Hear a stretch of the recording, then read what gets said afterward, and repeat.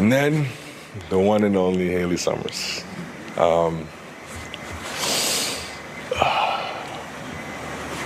Thank you.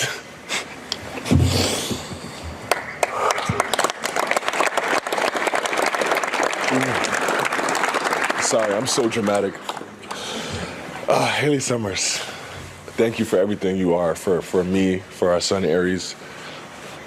You were the first person to show me what love really meant.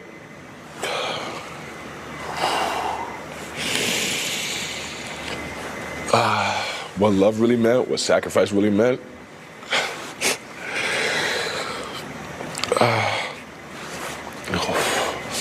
And I can't wait to spend the rest of this journey called life with you. So thank you for everything. I wouldn't be the man I am, I wouldn't be the player I am, I wouldn't be the father I am without you, but thank you for that. So thank you, everybody.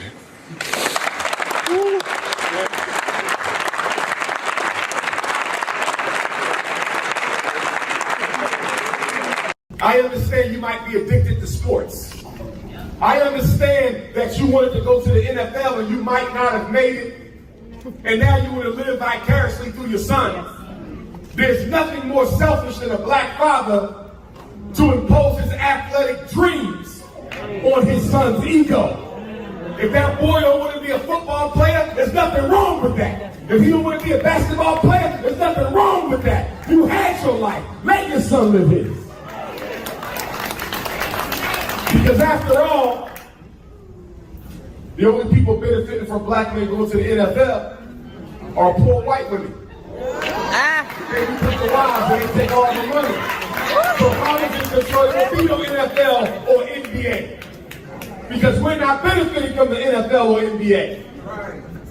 Not only that, only 1% of all only 1% of all high school athletes will become professional. Only 1%.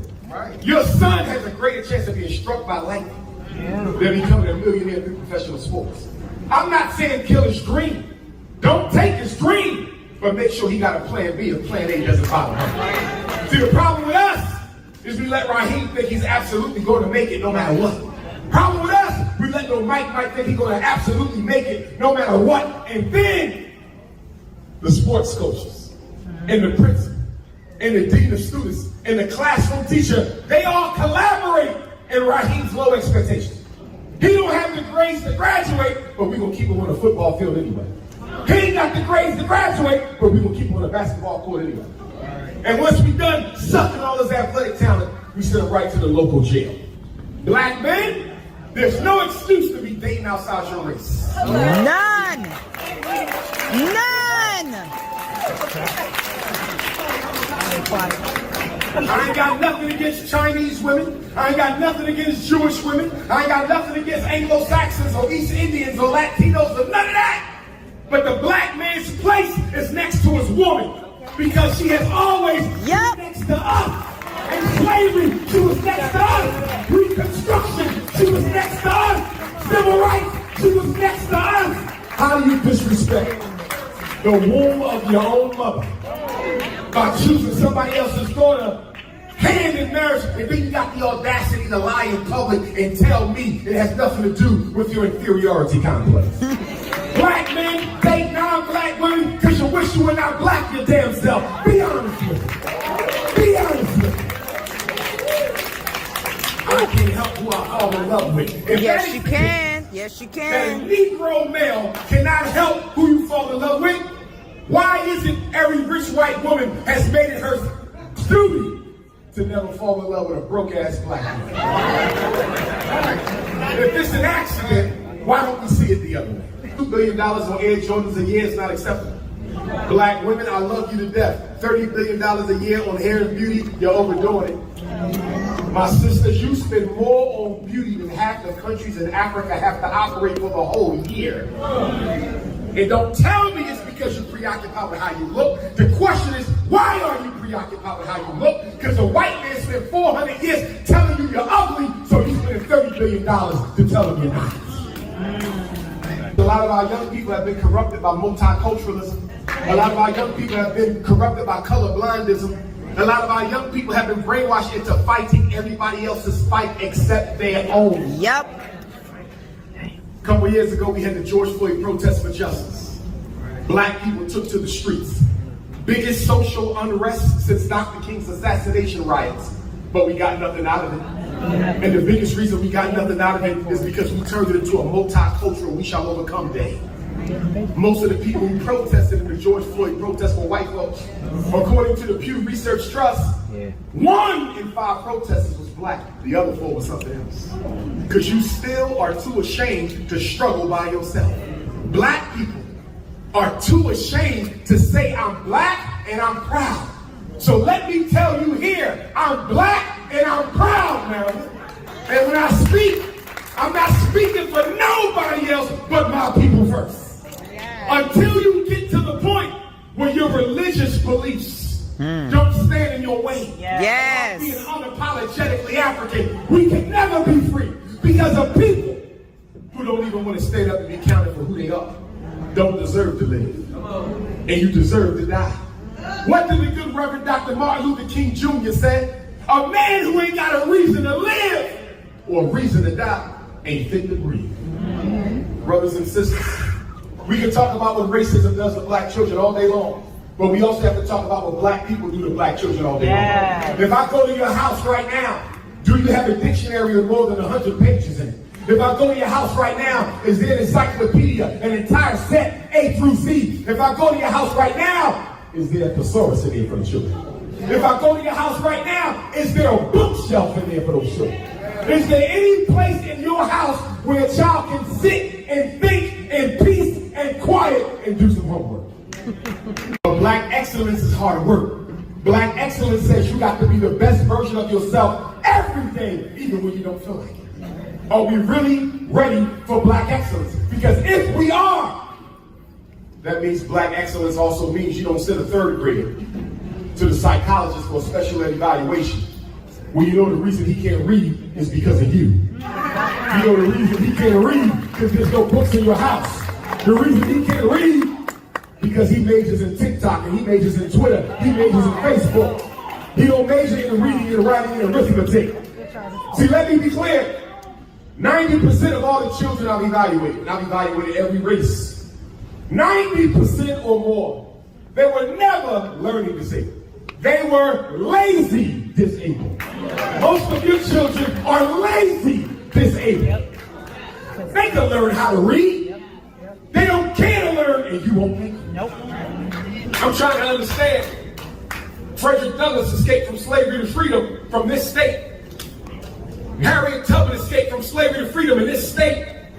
Henry Highland Garnett, one of the grandfathers of Pan-Africanism, escaped from slavery to freedom in this state.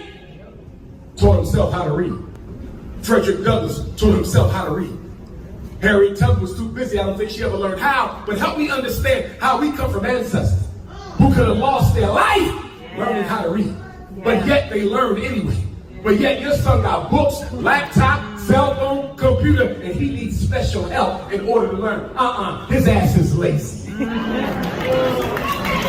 But if it was up to me, we would diagnose children. We diagnose their parents.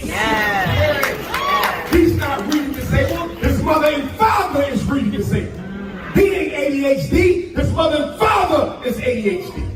How many of you have a reading hour in your homes at night, every night, where everything gets turned off and the brain gets turned on and there's a book in your hands? I can't remember the last time I went into a black house and they had a bookshelf. Social media is the worst thing that happened to black children. I thought the video games were bad. I thought the video games were bad. Social media is worse than the video game because they never get off it. Even when you send them to bed, they still on their phone. And because some of you forgot that your job was to be a parent instead of a friend, you're more concerned with being liked by your child than raising your child. My single black mothers, I love you to death. I applaud all of you because you've been raising 70% of our children on your own with almost no help from the community, and you've been doing it for about 60 years. And I thank you for it. But some of you need to do a little better job. Because I'm seeing a lot of black mothers raise their daughters but love on their sons. Your daughter got discipline, your son has none. Your son is not your metaphorical husband. If you're missing a mate, go find one, but don't turn him into the man you need to support yourself emotionally. His job is to be a child, not your husband. I'm not talking sex. I'm talking the psychosocial dependence that a lot of black mothers have on their son's approval. How can you hold him accountable? Because he's too busy holding you accountable. Raise your sons and stop loving them. What is the number one job of a black parent?